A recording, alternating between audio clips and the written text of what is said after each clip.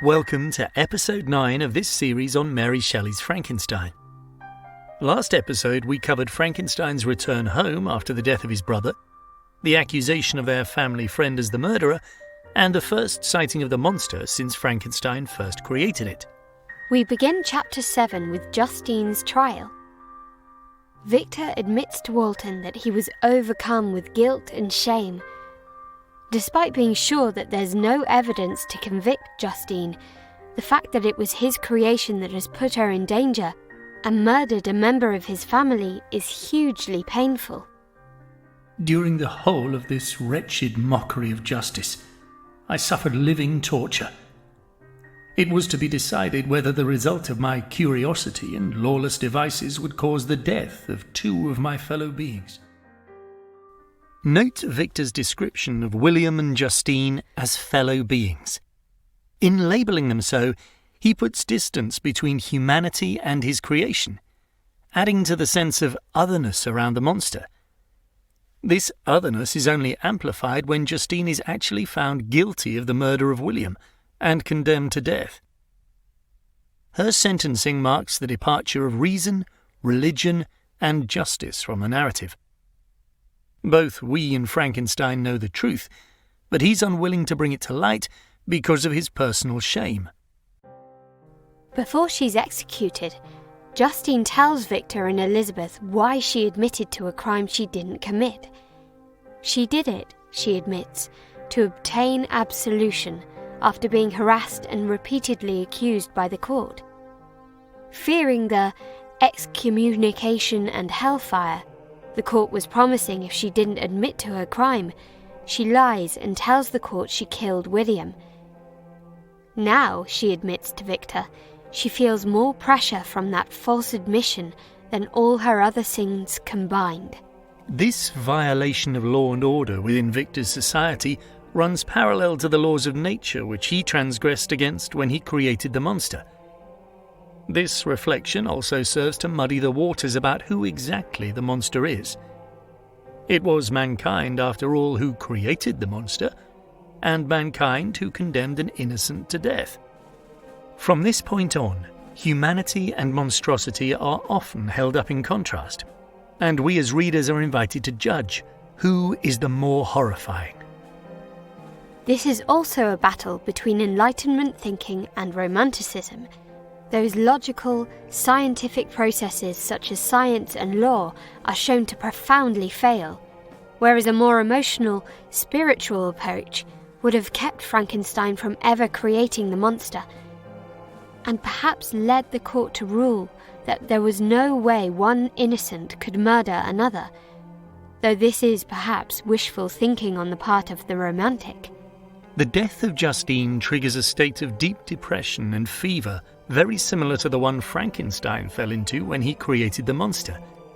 Again, we're invited to see the parallels between these two transgressions of nature. Frankenstein is so shaken by events that he retreats completely, even, he tells Walton, contemplating suicide. I shunned the face of man. All sound of joy or complacency was torture to me. Solitude was my only consolation. Deep, dark, death-like solitude. Suicide presents yet another way that Victor can defy natural law and God's law. Life is sacred, and nothing but natural causes should result in the death of a person. Amongst all this dark and depressed thinking, Victor turns to the direct contemplation of nature in a search for either answers or something which reflects the profound loneliness he feels.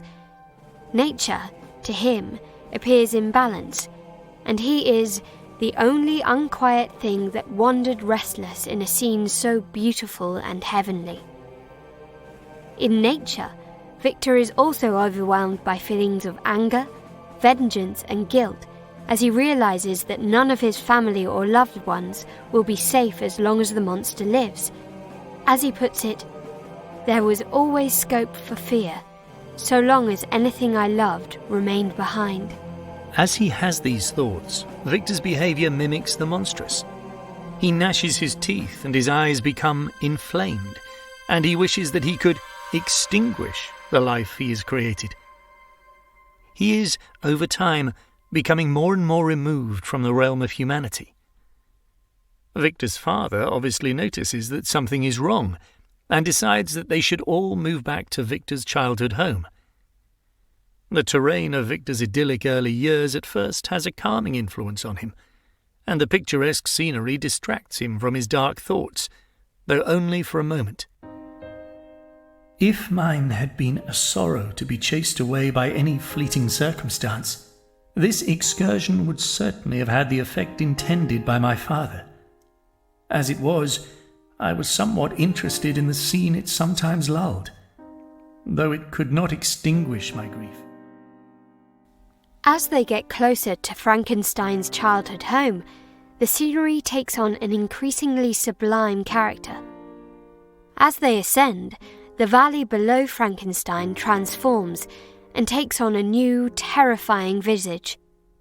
The valley of Chamonix, whilst wonderful and sublime, boasts none of the fertile fields of previous valleys. Instead of the calm and serene valley, Victor hears the rumbling thunder of falling avalanches, and the whole view is ominously towered over by the epic Mont Blanc. The mountain takes precedence over the picturesque scenes below, and Victor is subject to an overwhelming sense of the sublime. As a point of context, remember that Mary Shelley was married to Percy Bysshe Shelley, author of On Mont Blanc, one of the Romantic movement's most famous poems. It would have undoubtedly been a symbol of the sublime and romantic to both Shelley and her contemporaries. Whilst Victor has retreated to his childhood home and memories of simpler times, the presence of Mont Blanc means he will be constantly reminded of the sublime and the otherness with which he is now entangled. That's all for this episode. In our next episode, we'll be focusing on a single chapter because of its crucial importance. Chapter 9 is the first time we encounter the monster face to face, and the first time it speaks. More about that next episode. Until then, thanks for listening.